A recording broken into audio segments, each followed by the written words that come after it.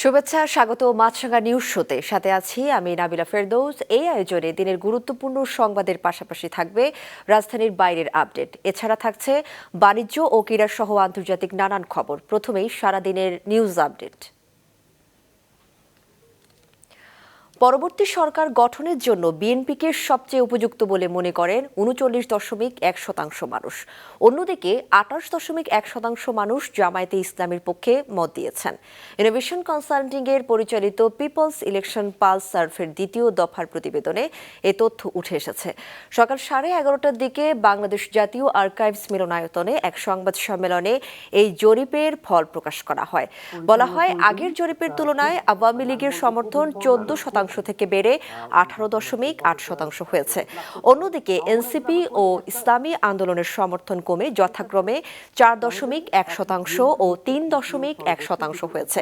জরিপে 10,413 জন ভোটারের মতামত নেওয়া হয়েছে, যাদের 69.5% গ্রাম এবং 30.5% শহরের বাসিন্দা। দেশের 64 জেলার 521টি স্থান থেকে তথ্য সংগ্রহ করা হয়েছে। ইনোভেশন কনসাল্টিং এর ব্যবস্থাপনা পরিচালক ও জরিপের প্রধান গবেষক মোহাম্মদ রুবায়েত সারোয়ার জরিপের ফলাফল তুলে ধরেন। ভোটারের মতামত কিন্তু আমরা একদম ইলেকশনের খুব আগে না গেলে পাবো না, নাম্বার 1। নাম্বার 2 হচ্ছে যে এদের অনেকেই এখনো কিন্তু এমপি ক্যান্ডিডেট এটা ডিসিশন হয়নি। 65% বা তারও বেশি তারা বলেছেন যারা প্রার্থীর যোগ্যতা দেখে গিয়ে ভোট দিবেন।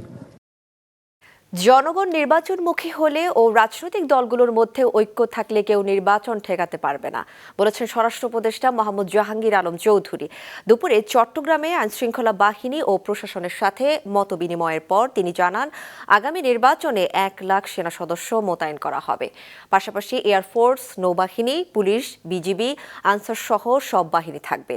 আর নির্বাচনের আগে বেহাত হয়ে যাওয়া পুলিশের বাকি অস্ত্রগুলো উদ্ধার হবে বলে আশা জানান তিনি। এ সময় তিনি জনগণকেও নির্বাচনের সময় সহযোগিতার আহ্বান জানান। আসন্ন দুর্গাপুজোকে কেন্দ্র করে পার্শ্ববর্তী দেশ উস্কানিমূলক ও মিথ্যা সংবাদ ছড়াতে পারে বলে আশঙ্কা প্রকাশ করেন স্বরাষ্ট্র উপদেষ্টা। তবে যে কোনো অপতৎপরতা ঠেকাতে আইনশৃঙ্খলা বাহিনী প্রস্তুত আছে বলেও জানান তিনি। জনগণ যদি নির্বাচনমুখী যে সময় হয়ে যাবে সে সময় এটা কেউ আটকাতে পারবে না। আর তারপরে হলো রাজনীতিক দলগুলির ভিতরে তাদের যদি একটা মতৈক্য হয়ে যায় তবে কিন্তু নির্বাচনটা করতে কিন্তু খুবই সুবিধা হয়। 2008 সাল থেকে পোস্টাল ব্যালটে প্রবাসীদের ভোট দেবার উদ্যোগ নেওয়া হলেও তা কার্যকর হয়নি। এবার কার্যকর হলেও প্রবাসীদের ভোটের গোপনীয়তা রক্ষা ও শেষ মুহূর্তে প্রার্থী পরিবর্তনকে বড় চ্যালেঞ্জ বলে মনে করছে নির্বাচন কমিশন। বিকেলে নির্বাচন ভবন থেকে ভার্চুয়ালি লন্ডন প্রবাসী ও দূতাবাস কর্মকর্তাদের সঙ্গে প্রবাসী ভোট বিষয়ে আলোচনায় এসব কথা জানান নির্বাচন commissioner Abul Fazal Mohammad Sanaullah. Postal vote BD অ্যাপের মাধ্যমে প্রবাসীরা কিভাবে ভোট দেবেন সে বিষয়ে বিস্তারিত জানান নির্বাচন কমিশনার। বলেন, বিদেশে বসে যারা অ্যাপে নিবন্ধন করবেন তারা আর দেশে এসে ওই নির্বাচনে ভোট দিতে পারবেন না। তিনি আরও বলেন, কোন দলের কার্যক্রম নিষিদ্ধ থাকলেও সমর্থকদের ভোট দিতে বাধা নেই। যে ব্যালটটা আমরা করতে যাচ্ছি তাতে চ্যালেঞ্জ হচ্ছে দুটো। 1 নম্বর চ্যালেঞ্জ হচ্ছে গোপনীয়তার চ্যালেঞ্জ। কেউ যেন তার ভোটে তাকে ইনফ্লুয়েন্স করতে না পারে, তার ভোটটা তিনি কাকে দিয়েছেন এটা যেন ডাইভালজ না হয়, এবং এটা তার ডিক্লারেশনের মধ্যেও থাকবে। তিনিও একটা আন্ডারটেকিং দিবেন ইন্ডিভিজুয়াল ভোটার। শেষ মুহূর্তে আদালতের আদেশে প্রার্থী তালিকা পরিবর্তন হয়ে যায়, সেই ক্ষেত্রে সেই আসনে বিদেশ থেকে সংগৃহীত সকল ভোট বাদ পড়ে যাবে। দর্শক, দেশ জুড়ে স্বাস্থ্যসেবা ছড়িয়ে দেওয়ার উদ্যোগ নিয়েছে স্কয়ার গ্রুপ। এর প্রতিষ্ঠাতা চেয়ারম্যান স্যামসন এইচ চৌধুরীর জন্মশতবর্ষে রাজধানীতে উদ্বোধন করা হয়েছে এই মোবাইল ক্লিনিক সেবার। আগামীকাল স্যামসন এইচ চৌধুরীর জন্মশতবর্ষপূর্তির দিন থেকে সেবা কার্যক্রম শুরু করবে মোবাইল ক্লিনিকটি।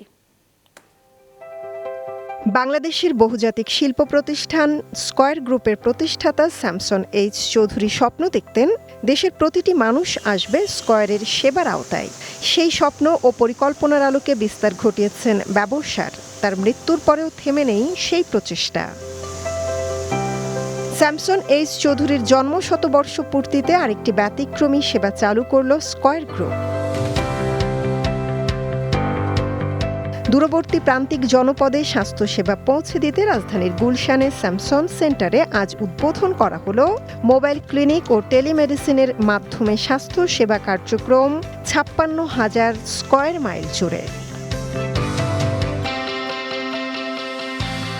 সংবাদ সম্মেলনে স্কয়ার ফার্মাসিউটিক্যালস পিএলসির ব্যবস্থাপনা পরিচালক তপন চৌধুরী জানান, এই সেবা কার্যক্রমের মধ্যে রয়েছে সচেতনতা বৃদ্ধি, বয়স্ক নাগরিকদের জন্য প্রাথমিক চিকিৎসা, মা ও শিশুর যত্ন, সাধারণ রোগের প্রাথমিক পরীক্ষা ও চিকিৎসা এবং বিনামূল্যে ওষুধ সরবরাহ। দেশের শিল্প অঞ্চলগুলোতে নারীদের চোখ ও প্রজনন স্বাস্থ্যের দিকে বিশেষভাবে নজর দেওয়া হবে বলেও জানান তিনি। নিম্ন মধ্যবিত্ত মানুষ যাদের অনেক সময় যাদের ডক্টরের কাছে যাবার মতো যথেষ্ট সামর্থ্য নাই, তাদের জন্যেই এই হসপিটালটি মুভ করবে এবং হসপিটাল ভিতরে আপনারা নিজেরা গেলেই দেখতে পারবেন যে সেখানে এক্সামিন করার ব্যবস্থা আছে। বাট ইনিশিয়ালি এইটা ঢাকার আশপাশে শেষ করে তারপরে আমরা বিশেষ করে ইন্ডাস্ট্রিয়াল এরিয়াতে আমরা মুভ করতে চাই। ফিমেল ওয়ার্কার্সদের মধ্যে যারা সুইং লাইনে কাজ করে তাদের প্রায় 30-35% মহিলাদেরই তাদের কয়েক বছরের মধ্যে তাদের আইসাইট এফেক্ট করে যায়। অলরেডি আমরা এই কাজটি শুরু করেছি এবং সঙ্গে সঙ্গে আমরা চশমা প্রোভাইড করতে চাই। সম্পূর্ণ অলাভজনক এই সেবা সম্পর্কে তপন চৌধুরী আরও জানান, আগ্রহী নানা পক্ষকে যুক্ত করে ধীরে ধীরে এটিকে সামাজিক আন্দোলনে পরিণত করার লক্ষ্য নিয়ে কাজ করছেন তারা।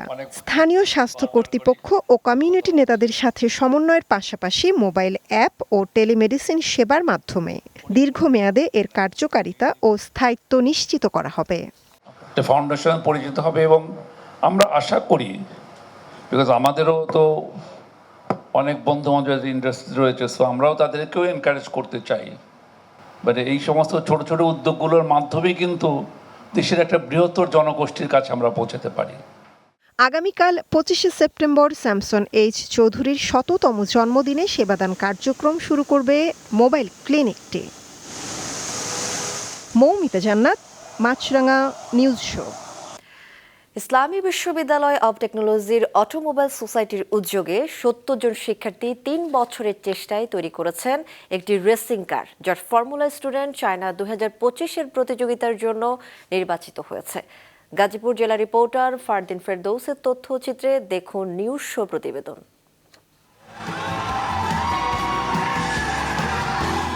যুক্তরাজ্যের মোটর স্পোর্টস ভ্যালিতে তৈরি এক আসনের অত্যাধুনিক ফর্মুলার গাড়ির মতোই গাড়ি বানিয়েছেন আইইউটির শিক্ষার্থীরা।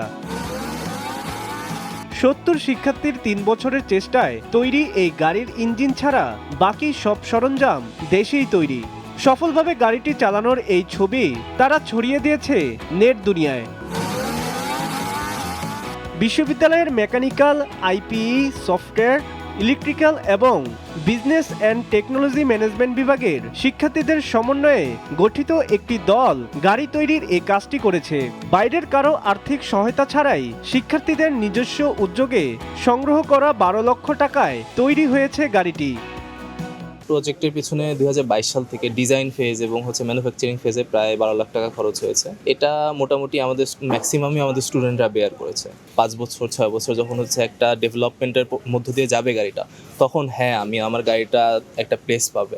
আগামী মাসে বিশ্বের শীর্ষ স্থানীয় প্রকৌশল প্রতিভাবানদের এক মহাসমাবেশ হতে যাচ্ছে ফর্মুলা স্টুডেন্ট চায়না প্রতিযোগিতা, যেখানে বিভিন্ন বিশ্ববিদ্যালয়ের দলগুলো নিজেদের ডিজাইন করা ফর্মুলা স্টাইল রেস কার নির্মাণ ও প্রদর্শনীতে অংশ নেবে। প্রতিযোগিতায় দলগুলোকে মূল্যায়ন করা হবে ডিজাইন, খরচ বিশ্লেষণ ও ব্যবসায়িক উপস্থাপনা সহ নানা বিষয় মাথায় রেখে। বাংলাদেশ থেকে আইইউটির টিম সহ বিশ্বের প্রায় ৭০টি বিশ্ববিদ্যালয় এতে অংশ নিচ্ছে। এই আন্তর্জাতিক প্রকল্পের অংশ হতে পেরে গর্বিত অটোমোবাইল সোসাইটির শিক্ষার্থীরা। একজন আরেকজনকে জড়াই ধরে কান্নাকাটি করার মতো অবস্থা যে ফাইনালি আমরা আমাদের গাড়িটা রান করাইতে পারছি। আমাদেরকে যে কাজগুলো করতে হয় এগুলো বাংলাদেশে একটা গাড়ি ডেভেলপ করা খুব টাফ। সো ওই রকম একটা চ্যালেঞ্জ অতিক্রম করে যখন আমরা জিনিসটা তৈরি করতে পেরেছি, that actually feels very good. Formula student China ২০২৫-এ অংশগ্রহণ শুধু আইইউটির আন্তর্জাতিক মান, সৃজনশীল ধারণ এবং দলগত কাজের অন্যান্য অভিজ্ঞতা অর্জনেরও সুযোগ করে দেবে। বাংলাদেশ থেকে ফর্মুলা চায়নাতে যাচ্ছি, এবার হচ্ছে MIS এর একটা টিম আছে, আর আমরা হচ্ছে ফর্মুলা IoT যাচ্ছি। এটার আমরা অনেক ভালো একটা রেসপন্স পেয়েছি, অ্যান্ড হচ্ছে ইনশাল্লাহ আমরা নেক্সট ইয়ারেও হচ্ছে যে IoT মানে অটোমেটটা আবার হচ্ছে অ্যারেঞ্জ করব। বাংলাদেশের তৈরি এই ফর্মুলা গাড়ি নিয়ে আগামীতে আরও বড় আন্তর্জাতিক প্রতিযোগিতায় অংশ নেওয়ার স্বপ্ন দেখছে শিক্ষার্থীরা। একই সঙ্গে আধুনিক প্রযুক্তির সহায়তায় নিজেদের তৈরি গাড়িকে আরও উন্নত ও প্রতিযোগিতামূলক করার লক্ষ্যও তাদের। সাব্বির হাসান, মাছরাঙা নিউজ শো।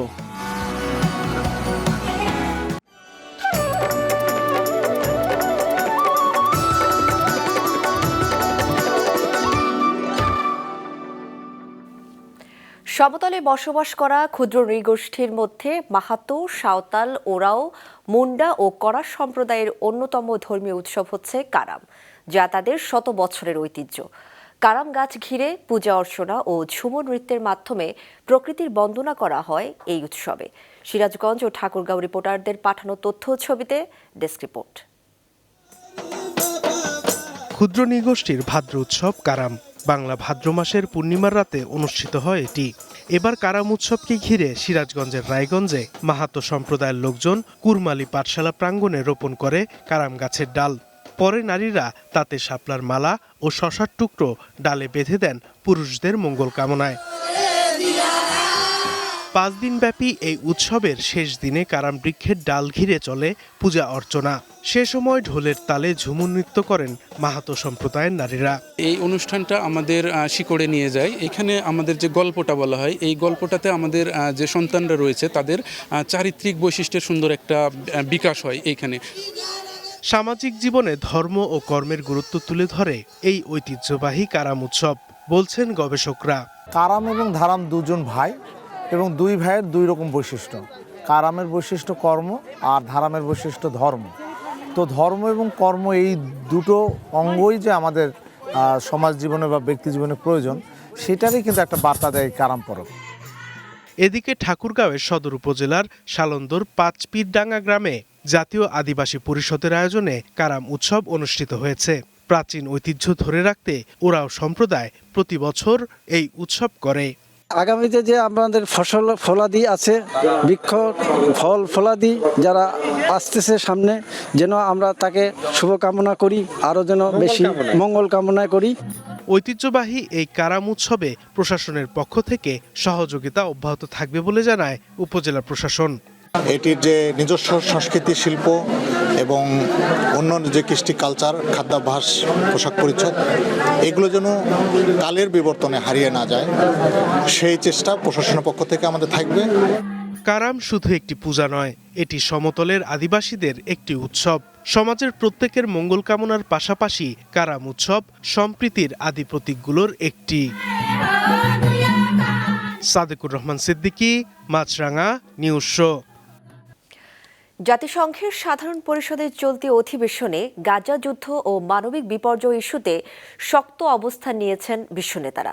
ফ্রান্স সহ নিরাপত্তা পরিষদের 4 দেশ প্যালেস্টাইনকে স্বীকৃতি দিলেও যুক্তরাষ্ট্র এখন পর্যন্ত সে পথে হাঁটেনি। Seeking a ceasefire in Gaza, have to get that done. জাতিসংঘের সাধারণ পরিষদের অধিবেশনে দেওয়া বক্তব্যে গাজায় যুদ্ধ বন্ধ চাইলেও হামাসের তীব্র সমালোচনা করেছেন মার্কিন প্রেসিডেন্ট ডোনাল্ড ট্রাম্প। একই সাথে প্যালেস্টাইনকে স্বীকৃতি না দেওয়ার পক্ষেও যুক্তি তুলে ধরে বলেন, এর অর্থই হবে সশস্ত্র সংগঠন হামাসকে পুরস্কৃত করা। তবে সমালোচকেরা বলেছেন, এই অবস্থান মূলত ইসরায়েলের প্রতি যুক্তরাষ্ট্রের একতরফা সমর্থন এবং গাজায় গণহত্যার দায় এড়িয়ে যাওয়ার কৌশল। গাজায় লাগাতার হামলা, খাদ্য ও ঔষধ সংকট ও শরণার্থীর বিষয়ে নিরাপত্তা পরিষদে একের পর এক দেশ ইসরায়েলের বিরুদ্ধে অবস্থান নিলেও যুক্তরাষ্ট্র নিজের ভেটো ক্ষমতা ব্যবহার করে ইসরায়েলকে রক্ষায় এগিয়ে আসে। জাতিসংঘে নিযুক্ত ইসরায়েলি রাষ্ট্রদূত জানান, গাজার যুদ্ধকে সন্ত্রাস দমন ও তার দেশের নিরাপত্তার অংশ হিসেবে। তবে 65,000 নিরীহ মানুষের মৃত্যু, লক্ষ লক্ষ মানুষের বাস্তুচ্যুত হওয়ার দায় স্বীকার করেননি তিনি। এদিকে গাজার পরিস্থিতিকে যুদ্ধ অপরাধ ও গণহত্যা শামিল বলে উল্লেখ করেছেন আন্তর্জাতিক মানবাধিকার সংস্থাগুলো। গাজায় ইসরায়েলি অভিযানকে গণহত্যা বলেছেন তুরস্কের প্রেসিডেন্টও। সাধারণ পরিষদে দেওয়া বক্তব্যে এরদোগান দ্রুত ইসরায়েলি হামলা বন্ধ ও গাজায় খাদ্য ও মানবিক সহায়তা প্রবেশ নিশ্চিতের দাবি জানান। তিনি বলেন, সেখানে প্রতি ঘন্টায় 1 জন করে শিশু মারা যাচ্ছে। এদিকে গতকালই প্যালেস্টাইনকে স্বীকৃতি দেওয়া দেশ ফ্রান্সের প্রেসিডেন্ট ইমানুয়েল ম্যাখো বলেছেন, শান্তিতে নোবেল পুরস্কার পেতে চাইলে ট্রাম্পকে অবশ্যই গাজার যুদ্ধ বন্ধ করতে হবে। বিশ্লেষকেরা বলেছেন, জাতিসংঘের অধিবেশনের পরিস্থিতি দেখেই স্পষ্ট ধারণা পাওয়া যায় গাজা ইস্যুতে যুক্তরাষ্ট্র ও ইসরায়েল ক্রমেই বিচ্ছিন্ন হয়ে পড়ছে। আসিফ আল আমিন, মাছরাঙা, নিউজ শো। ইসরায়েল প্যালেস্টাইনি দ্বন্দ্বের কেন্দ্রে আছে ওয়েস্ট ব্যাংক। প্রায় 3 দশক আগে অসলো চুক্তির মাধ্যমে এই অঞ্চলকে 3টি ভাগে ভাগ করা হয়েছিল, এরিয়া এ, বি এবং সি। কিন্তু এই বিভাজন আনেনি শান্তি, বরং সংঘাতকেই আরও জটিল করেছে। নিউজ শো প্রতিবেদন। ওয়েস্ট ব্যাংকের মানচিত্রে স্পষ্ট 3টি রং, এরিয়া এ, বি আর সি। 1993 সালের অসলো চুক্তির মাধ্যমেই এটি করা হয়। লক্ষ্য ছিল সীমিত সময়ের জন্য অস্থায়ী সমাধান। কিন্তু 3 দশক পরও এই বিভাজন রয়ে গেছে আগের মতো।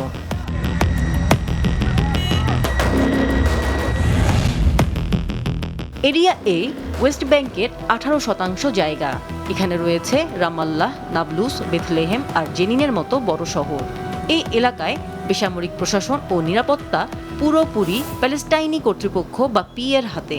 তবে চুক্তি সত্ত্বেও ইসরায়েলি সেনারা প্রায়ই নিরাপত্তার অজুহাতে ওই এলাকায় অভিযান চালায়, আর তাই উত্তেজনা আর অস্থিরতা সেখানে নিত্যদিনের ঘটনা। অসলো শান্তি চুক্তির বহু বছর পরও ইসরায়েল আমাদের উপর চরম সহিংসতা এবং আগ্রাসন চালাচ্ছে। তারা আমাদের সাথে শান্তিপূর্ণভাবে সহাবস্থান করতে ইচ্ছুক নয় এবং আমাদের প্রতিরোধও মানতে রাজি নয়। এরিয়া বি পশ্চিম তীরের প্রায় 22% এলাকা নিয়ে তৈরি। সেখানে প্রশাসনিক অর্থাৎ শিক্ষা, স্বাস্থ্য ও অবকাঠামোর দায়িত্ব প্যালেস্টাইনি কর্তৃপক্ষের, কিন্তু নিরাপত্তার দায়িত্ব ইসরায়েলের হাতে। এই যৌথ নিয়ন্ত্রণে প্রায়ই তৈরি হয় জটিলতা। এই যৌথ নিয়ন্ত্রণই অচল অবস্থার মূল কারণ। উভয় পক্ষ একে অপরের ওপর আস্থা রাখতে পারছে না। সবচেয়ে বড় ও বিতর্কিত এলাকা হলো এরিয়া সি। পশ্চিম তীরের প্রায় 60% জায়গা সেখানেই, যার সম্পূর্ণ নিয়ন্ত্রণ ইসরায়েলের হাতে। 5 লাখেরও বেশি ইসরায়েলি বসতি স্থাপনকারী বসবাস করছে ওই এলাকায়, যেখানে প্যালেস্টাইনিদের নতুন ঘর বা অবকাঠামো গড়তে লাগে ইসরায়েলের অনুমতি, যা খুব কমই মেলে। এর কারণে জমি হারানো, কৃষিকাজে বাধা সেখানে নিয়মিত ঘটনা। সময়ের সাথে সাথে পশ্চিম তীরের প্রায় সবখানে ইহুদি বসতি গড়ে উঠেছে। ইসরায়েলিরা প্যালেস্টাইনি ভূমির মালিক হয়ে উঠেছে, অথচ আমাদের বসবাসের জায়গা নেই, আমরা ভাসমান। 1993 সালের অসলো চুক্তি ছিল মূলত অস্থায়ী একটি ব্যবস্থা। 5 বছরের মধ্যেই স্থায়ী সমাধান হবে এমনটাই আশা করা হয়েছিল সে সময়। কিন্তু 31 বছর পরও সেই সমাধান আসেনি। চুক্তির লক্ষ্য ছিল 2 রাষ্ট্রভিত্তিক সমাধান। ওয়েস্ট ব্যাংকে চেকপয়েন্ট, দেয়াল আর সেনাদের উপস্থিতি প্রতিদিনের বাস্তবতা। মানবাধিকার সংস্থাগুলোর অভিযোগ, সেখানে বৈষম্যমূলক শাসন চলছে। সহিংসতা, বসতি সম্প্রসারণ আর দমনপীড়নই এখন প্যালেস্টাইনিদের প্রতিদিনকার বাস্তবতা। 3 দশক আগে যে চুক্তি হয়েছিল শান্তির জন্য, সেটি আজ অচলাবস্থার প্রতীক।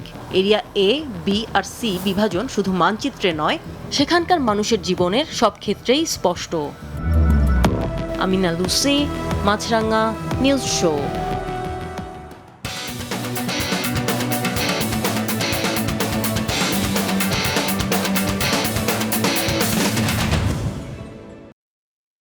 শতবর্ষ পুরানো পেনি ফার্দিং বাইসাইকেল নিয়ে দারুণ এক রেস হয়ে গেল ব্রিটেনে।